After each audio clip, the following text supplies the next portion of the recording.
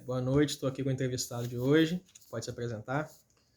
Meu nome é Alex Rangel, eu sou farmacêutico formado pela Faculdade de Farmácia e Bioquímica do Espírito Santo, né? Pós-graduado em assistência farmacêutica, em farmácia hospitalar e saúde pública. Muito bem, senhor Alex. O senhor trabalha na área da saúde pública há quanto tempo já? Há 14 anos, 14 né? anos, muito 14 anos, bem. sendo que em dois períodos diferentes, né?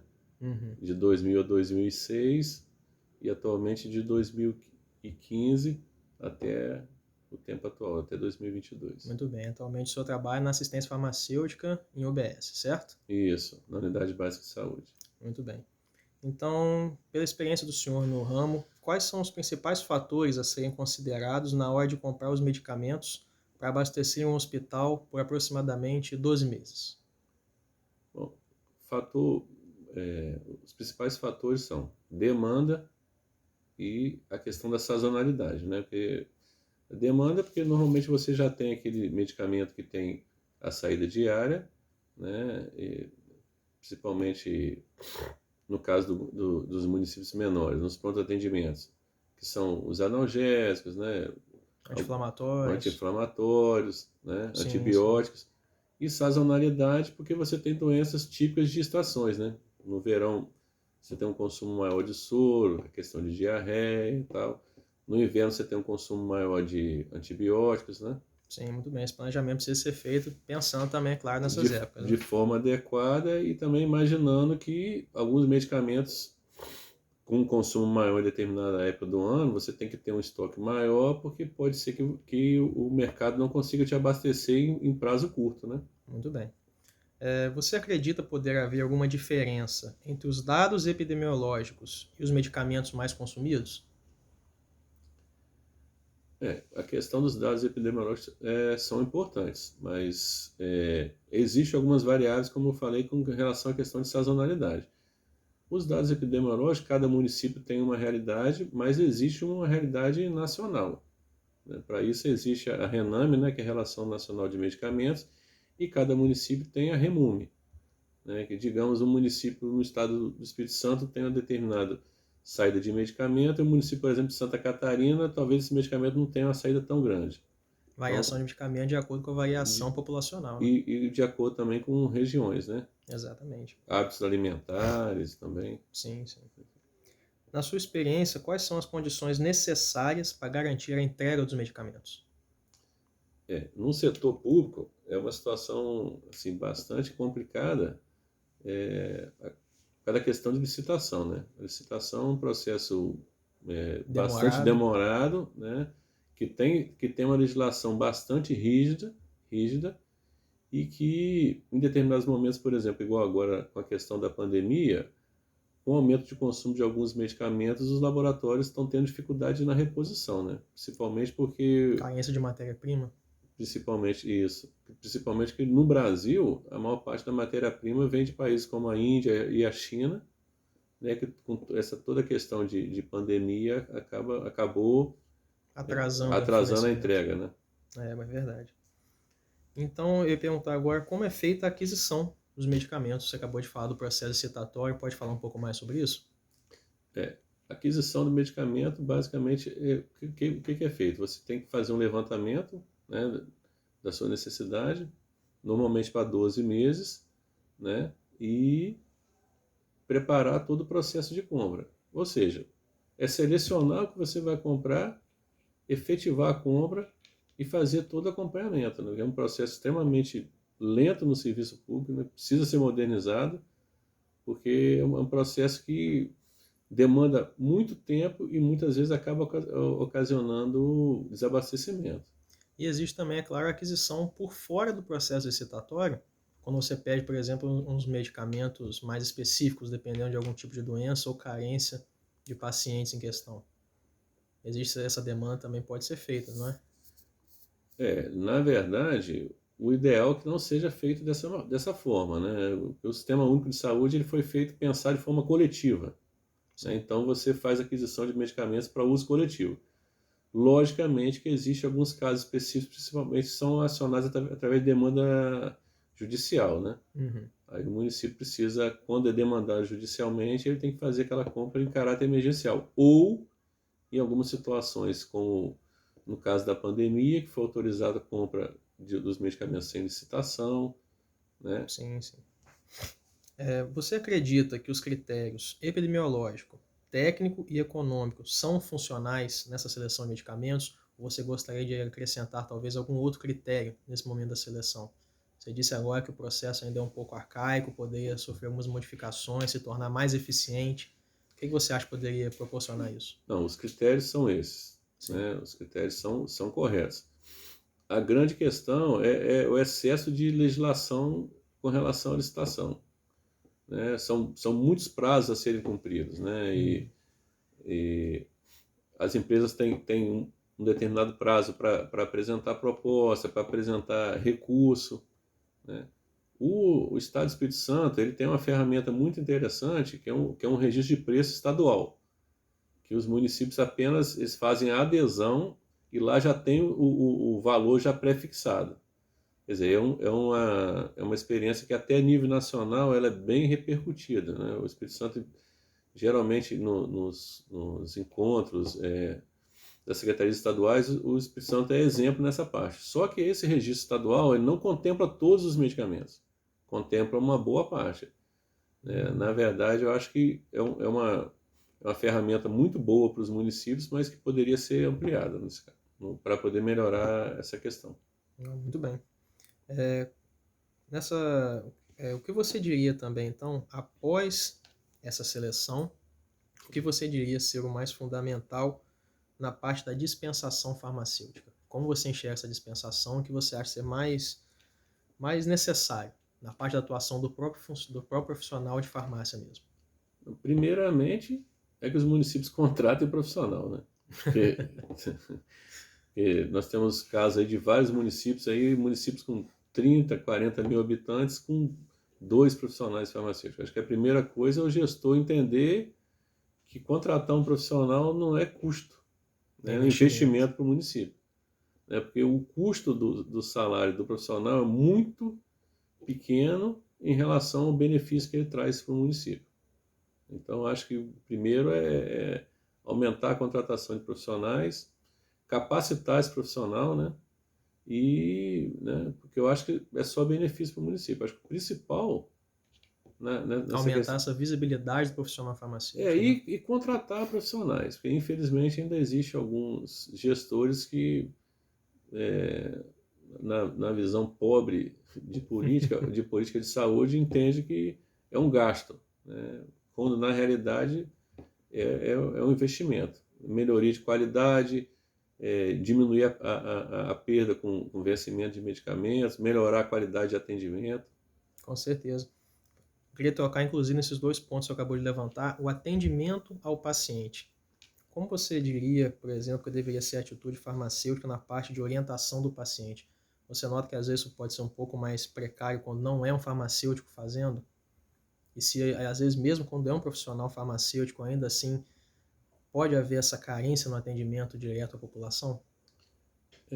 Não sendo profissional, realmente o atendimento vai ficar bem prejudicado, né? Eu acho que o profissional qualificado, que estudou, que se capacitou, então eu não vejo lógica do atendimento não ser feito com um profissional farmacêutico.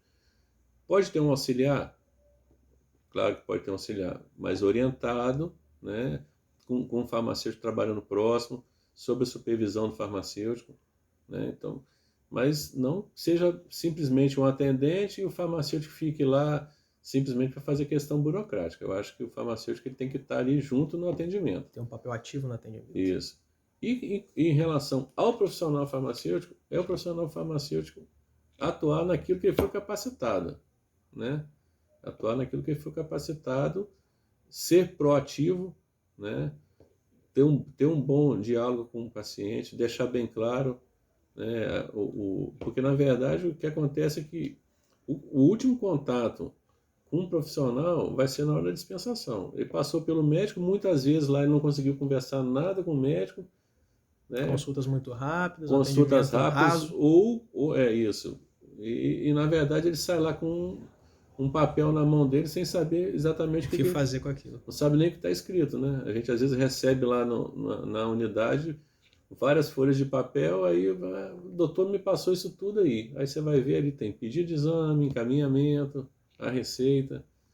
Né? Se você for olhar o histórico do paciente, o paciente não está tomando medicamento de forma adequada, às vezes é 2 vezes ao dia está tomando uma, e às vezes é 3 e está tomando 2. Principalmente o senhor que trabalha num município majoritariamente rural, uma população também majoritariamente de baixa escolaridade ou sem nenhuma escolaridade, acho que essa necessidade se torna ainda maior, né, da orientação farmacêutica. Com certeza, com certeza. Eu acho que a pandemia ela acabou evidenciando algumas situações que a gente viu aí do próprio paciente se medicar, né? Você vê que houve automedicação muito automedicação muito grande, consumo de medicamentos que o vizinho tomou ivermectina, vou tomar também, né? Então, receita via WhatsApp, né? é verdade. Teve muito mesmo. Além também, é claro, aproveitando esse gancho ainda da dispensação medicamentosa, do atendimento ao paciente, muito é discutido na área da farmácia, principalmente na área acadêmica da farmácia, qual atitude o farmacêutico tem o poder de tomar mediante uma receita prescrita pelo médico. Porque muitas vezes o farmacêutico pode discordar daquela receita. Claro, existe os erros de prescrição e existem os erros datilográficos, vamos dizer assim, né, de escrita, mas principalmente eu queria falar sobre os erros de prescrição. Você acha que o farmacêutico tem não só o poder, mas também o dever de agir mediante uma receita que ele acha incorreta para o paciente? Essa é uma situação, assim, complicada, né? complicada e delicada, né? Aí vai uma situação que, primeiro, é ter certeza daquilo que você está afirmando ou detectando, né? Que aquela dosagem realmente esteja ou subdosagem ou uma dosagem maior do que o necessário. Segundo, é o acesso ao profissional médico, né? Porque o profissional médico, o médico em si não gosta de ser contestado naquilo que ele, né? Exatamente. Inclusive, hoje a gente vê várias situações de outros profissionais fazendo alguns procedimentos que, em tese, os médicos defendem que são, né, exclusivos, né? Sim. Então, eu acho assim, tem uma situação que é, primeiro, saber se realmente tem um erro. E eu acho que, principalmente através dos conselhos regionais, do Conselho Federal, é tentar melhorar essa relação farmacêutico e médico também. E tentar também criar um canal mais direto de comunicação. Melhor entre os profissionais, porque o médico realmente é muito resistente a esse tipo de abordagem. Mas também eu acho que o farmacêutico ele não deve se omitir. No meu entendimento, por exemplo, se eu vi que tem uma coisa que alguma prescrição que não está batendo e sendo dentro da unidade, eu tento fazer um diálogo com o médico, mas não são muito receptivos, não. Agora, se for uma prescrição incorreta, uma prescrição errada, ou de uma letra que você não entendeu, que hoje está um pouco menos frequente, né? Frequente porque por conta da digitalização das receitas. Isso. Mas assim, questão relacionada a erro, se você acha que está errado, não atender. É igual ultrapassar na situação que você não tem visão, né? Não ultrapasse. Na dúvida, faço correto. Né? Eu não dispenso nenhuma receita que eu não entenda, que eu não tenha certeza do que está descrito ali. Muito bem. É preferível passar por esse desgaste de não do que você cometer um erro. E no final das contas, você é o último elo. Responsável. Né? Você é o último elo. O médico vai dizer que ele prescreveu correto, você que atendeu errado. Então, exatamente. Situação complicada. E agora falando também sobre a parte de armazenamento dentro da farmácia básica, dentro da UBS. Como é feita essa estocagem ali? Como você faz esse armazenamento? Na verdade, as unidades básicas de saúde, elas em geral, elas não têm muito espaço para armazenagem, né? Então a gente procura fazer um armazenamento de um quantitativo que dê para atender dentro de um determinado período, né? E agora, feita dentro das normas, né, em prateleiras, as unidades são climatizadas, são feitas nas normas que a Anvisa preconiza. mas um quantitativo menor que é para atender um A determinado demanda período. menor também. Isso. No período que você trabalhou na farmácia básica, fora da UBS, no centro de dispensação, você chegou a receber alguma vez medicamentos vencidos ou algum problema no lote? E se aconteceu, qual a maneira de proceder de acordo com isso? Medicamento vencido, você tem que destinar, você tem que dar a destinação correta, né? Gerenciamento de resíduo sólido, né? Então, você tem que fazer o quê? Destinar para incineração, né? Normalmente, os municípios eles têm já uma coleta seletiva para esse tipo de resíduo. É a mesma, em geral, é a mesma empresa que faz gerenciamento de resíduo infectado nas unidades, né? É a empresa que gerencia isso. É segregar, né? É separar na unidade de saúde, E enviar, devolver. enviar para a central relaciona aquilo que está sendo, né, destinado para incineração, a empresa devidamente já faz essa, leva para o aterro sanitário, lá ela incinera, Muito né? bem. Evitar aterro, né? Porque antigamente se aterrava medicamento e hoje já se entende que o aterro é uma coisa que, né, você pode contaminar lençol freático e tal. Então, a destinação correta é incinerar.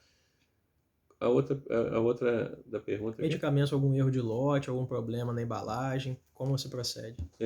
na verdade, quando você licita, você faz a licitação, lá na licitação você já deixa bem claro, você não deve receber itens que estejam alguma característica de adulteração ou lote. Então, na verdade, se for detectado, isso tem que ser separado, feita a respectiva devolução, e aí a empresa te ressarce, né? Te manda outra. Na verdade, tem que ser feito o que se chama de farmacovigilância, né? Você tem que estar sempre atento a algumas questões relacionadas à alteração de cor, né? Ou algum problema de embalagem, de rotulagem, né? Sim, sim. Por isso que é importante quando você recebe, geralmente você recebe em lotes grandes, conferir se todo aquele lote se tudo que você está recebendo do mesmo lote, se tem lote diferente, se tem validade diferente, Você né? confere com o pedido, né? Isso para poder separar de forma adequada, né? E para depois dispensar de acordo com a questão do tempo da validade, né? Muito bem. Agora, para encerrar nossa entrevista, uma pergunta que une tanto a questão dos medicamentos quanto a questão do paciente final. Sobre a coleta e evitar o uso excessivo de medicamentos. A recoleta desses medicamentos e evitar o uso excessivo. Muitos pacientes às vezes pegam remédios e acabam fazendo uma certa forma de estocagem dentro de casa. Não usa o medicamento até o final do tratamento, ou acaba sobrando alguma coisa após o tratamento, e esse medicamento fica ali, e depois ele não sabe como descartar.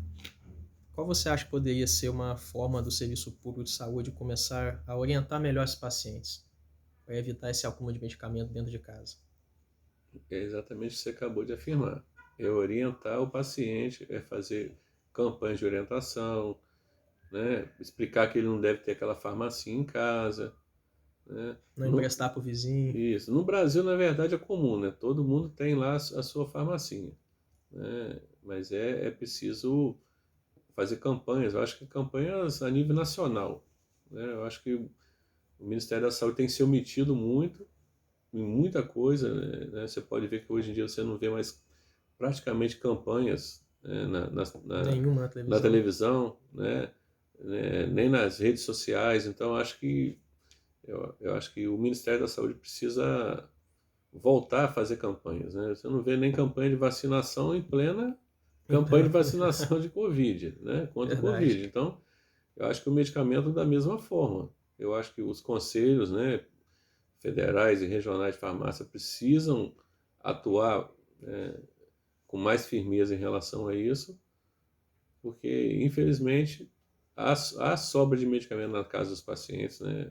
Alguns, Descarte incorreto. e descarte incorreto. Eu acho que alguns pacientes já com um pouco mais de consciência acabam devolvendo, né? A gente acaba recebendo alguma coisa nas unidades. Como a gente não tem assim aquele acesso direto à casa do paciente, né, a gente geralmente pede aos agentes comunitários que estejam fazendo esse trabalho.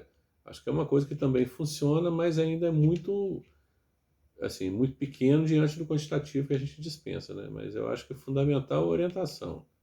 Acho que o paciente precisa saber que é o perigo que traz isso para ele, né? Realmente. Bom, doutor Alex, muito obrigado. Muito obrigado pela sua atenção, obrigado pelas suas palavras e encerramos a entrevista. Eu que agradeço.